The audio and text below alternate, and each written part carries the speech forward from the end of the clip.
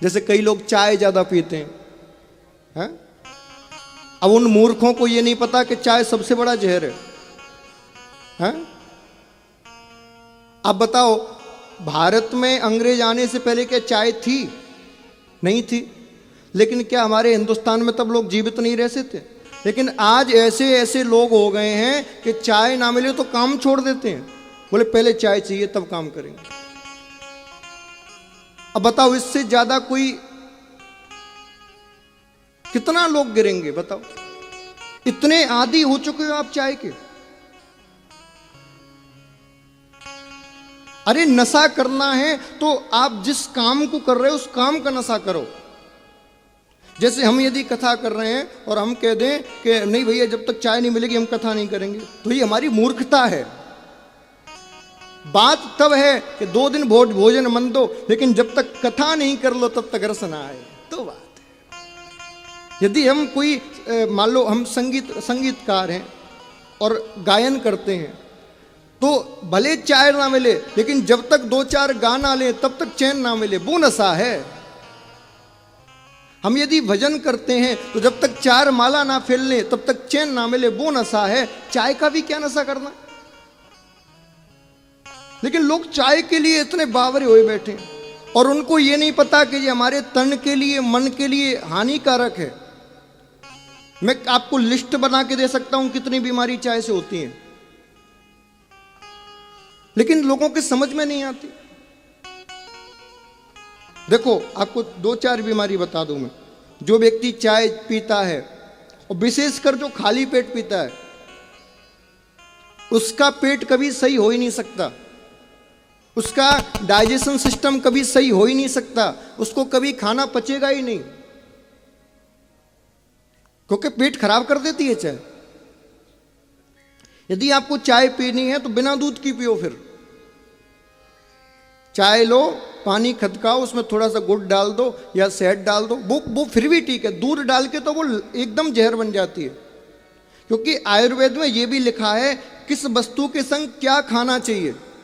लेकिन हम जानवरों की तरह बस होड़ किए जा रहे हैं, होड़ किए जा रहे हैं। वो कर रहा है तो मैं भी करूंगा। कितने मूर्ख हो गया है हिंदुस्तान महाराज। जहर है जी जहर, धीमा जहर। पहला तो जहर उसमें जो शक्कर डल रही है, वो शक्कर सफेद जहर है। उसके बाद आपने चाय पत्ती में दूध डाल दिया तो दूसरा जहर, और तीसरा उसको खाली पेट पी रहे हो तो वो तो सबसे ही बड़ा जहर बन गया। अच्छा, कई लोग तो कहते हैं महाराज जी जब तक चाय ना पी लूं तब तक मैं फ्रेश नहीं होता। अरे तू कहीं जाके, कई लोग कहते हैं जब तक मुझे तो भोजन के बाद चाय चाहिए। बताओ अब पशुओं में और उनमें कोई अंतर है क्या? पशु भी जानते हैं कि मुझे क्या खाना चाहिए, क्या नहीं खाना चाहिए। आप पशुओं के सामने कुछ डालो, यदि उनके स्वास्थ्य के लिए लाभदायक नहीं होगा तो पशु नहीं खाएंगे, उसको सूंघ के दूर खड़े हो जाएंगे। लेकिन मूर्ख कितना हो गया इंसान कि अपने स्वास्थ्य की चिंता किए बिना बस खाए जा रहा है, खाए जा रहा है। थोड़ा सा बुद्धिमान हो जाइए, थोड़ा सा सुधर जाइए। अच्छा, चाय तो बहुत छोटी चीज है। कई लोगों तो मैं देखता हूं गुटखा, बीड़ी, सिगरेट, तंबाकू, जाने क्या क्या खाए पड़े हैं महाराज। आप हिसाब लगाइए,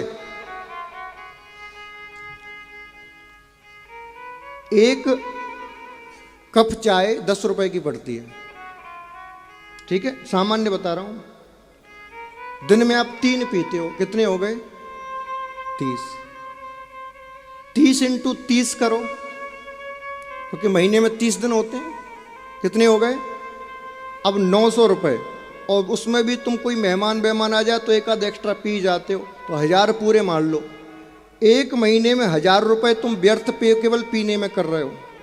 उसके बाद उस 1000 रुपये को केवल 1000 मत समझो, क्योंकि 1 महीने चाय पी तो वो बीमारी बनाएगी।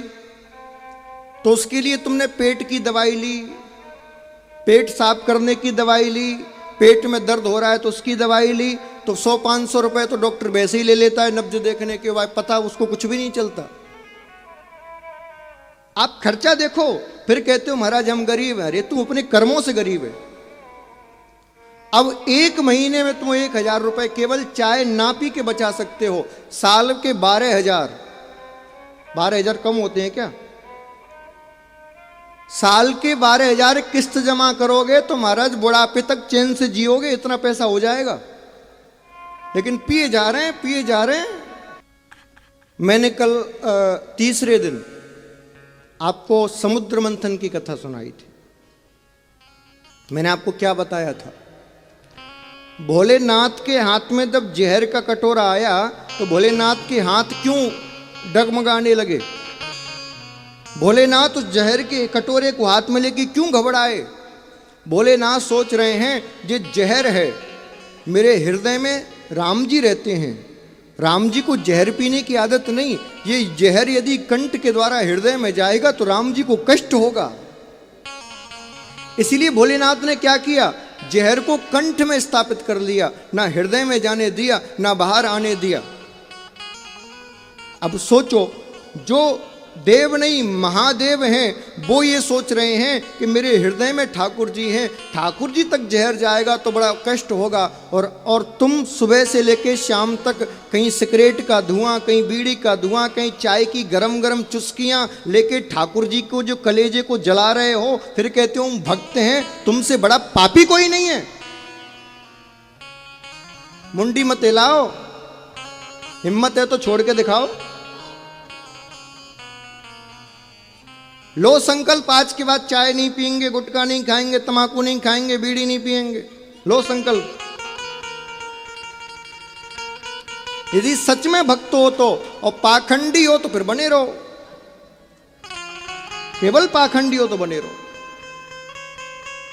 क्योंकि तुम कहते हो ना मेरे हृदय में तो ठाकुर जी हैं, मैं तो मानसी पूजा करता हूं, मेरे तो हृदय में ही है ठाकुर जी। अब तेरे हृदय में ठाकुर जी हैं तो बस ठाकुर जी को सिगरेट क्यों पिला रहा है? बस ठाकुर जी को चाय क्यों पिला रहा है? माखन खिला। कौन कौन सहमत है मेरी बातों से? हाथ उठाओ। ऐसे नहीं, जरा अच्छे से उठाओ। तुम्हें अपने पिताजी की सौगंध है, जौन जौन ने हाथ उठाए आज के बाद चाय पी तो, आज के बाद गुटखा खाया तो, आज के बाद यदि तुमने बीड़ी पी तो, अपने पिताजी की सौगंध है तुम्हें।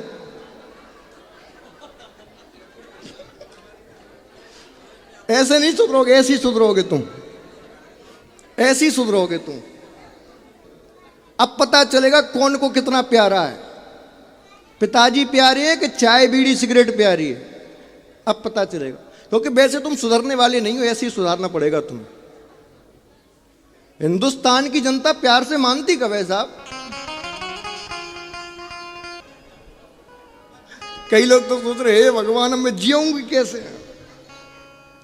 चाय के बिना तो मर ही जाऊंगी। चाय के बिना मर रहे हो तो कल मरो तो आज मर जाओ। क्योंकि जो व्यसन को नहीं छोड़ सकता, व्यसनों को दूर नहीं कर सकता, ऐसे आदमी को तो मर ही जाना चाहिए। जी के करेगा क्या वो?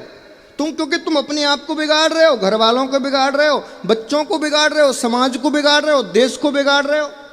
और शास्त्र कहता है, मैं नहीं कह रहा, शास्त्र कहता है एक व्यक्ति को छोड़ने से यदि एक परिवार सुधरता हो तो उस व्यक्ति को छोड़ देना चाहिए। एक घर को समाप्त करने से यदि पूरा मोहल्ला बचता हो तो उस घर को समाप्त कर देना चाहिए। एक गांव को समाप्त करने से पूरा नगर बचता हो तो उस गांव को समाप्त कर देना चाहिए। और एक नगर के समाप्त करने से पूरा देश बचता हो तो उस नगर को समाप्त कर देना चाहिए। ये शास्त्र कहता है। यदि तुम्हारे मरने से तुम्हारा घर सुधरता हो, देश सुधरता हो तो तुम्हें मर जाना चाहिए। समझ में आ रही है बात? पिताजी की सौगंध खाइए, याद रखना। चाय नहीं छोड़ी तो याद रखना। अब जितने तिलक लगा के भक्त बनते हैं ना, पता चलेगा पिताजी प्यारे हैं कि चाय। हाँ, चले गए तो बैठे बैठे देखेंगे तो कोई या कोई जन्म दे होते ने, मैंने मरते मार तुम वैसे ही मर गो, तेने एक बार और मार दो। ऊपर तो ही कहेंगे वो, दूसरी बार तेरे मार दो, एक बार तो मैं खुद ही मर गए हो। और बंधुओं याद रखना, पितृ रूठ गए तो कितना भी घिसते रहना, कुछ नहीं मिलने वाला। सोना भी पकड़ोगे तो माटी बन जाएगी। कई लोग ये सोच रहे होंगे मेरे तो चले गए, मुझे क्या करना, मेरे तो मर ही गए, अब क्या मरेंगे। वो बैठे हैं ऊपर देख रहे हैं, बेटा मेरे सामने कसम ली है। भागवत में तो सबके पिता आते ही हैं। जो व्यक्ति कथा में आता है अकेला नहीं आता, उसके पूर्वज भी उसके संग आते हैं, उसके पितृ भी उसके संग आते हैं। वो देख रहे हैं बेटा मेरे सामने कसम ली है, अब तेने कसम तोड़ी तो तुझे याद रखना ऐसी हालत करूंगा रोटी खाने लायक नहीं छोड़ूंगा। पितृ रूठ गए तो फिर कोई नहीं संभाल सकता। सारे देवी देवता एक तरफ और पितृ एक तरफ। मान लो एक घर में 4 व्यक्ति हैं, 1 लीटर दूध घर में आता है, तो वो 1 लीटर दूध चाय में ही खर्च हो जाता है, बच्चों को पीने नहीं मिलता। हमने आंखों से देखा है, हमारे घर वाले खुद, हमें पीने नहीं मिलता था, सब चाय में पी जाते घोर घोर के। तुम्हारे बच्चों को जरूरत है दूध की, उनको तो पिला नहीं रहे, खुद पी रहे हैं, वह जहर है। सही बात है कि नहीं?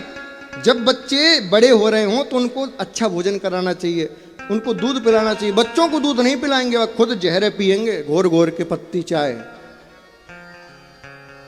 40 से 50 रुपए लीटर दूध आता है। अब 1 लीटर दूध, उसके बाद शक्कर, उसके बाद पत्ती, उसके बाद गैस, एक दिन की चाय में कम से कम 100 रुपए का खर्चा है। एक दिन की चाय में महीने में 3000। वो 3000 का तुम अच्छा खाओगे तो देखोगे कि हाँ कुछ खा रहे हो। चाय से तो तुम्हारा चेहरा मुरझा ही रहा है, आत्मा जली रही है, शरीर जली रहा है। लेकिन 3000 की बादाम खा लोगे तो देखेगा यार खाते पीते घर का है। लेकिन बादाम नहीं खाएंगे, जहरी पिएंगे। तो बात चल रही थी राम राज्य की। राम राज्य ऐसे ही आएगा। अब हम राम जी के संप्रदाय के थोड़ी हैं जो मर्यादाओं में रहे, हम तो कृष्ण की संप्रदाय के हैं। तोड़ तोड़ के सुधारेंगे तुम। मैंने अभी बताया था कृष्ण ने तो मर्यादाएं तोड़ी थी, तब देश सुधरा था। और जब तक हम नहीं तोड़ेंगे तो कैसे सुधरेगा।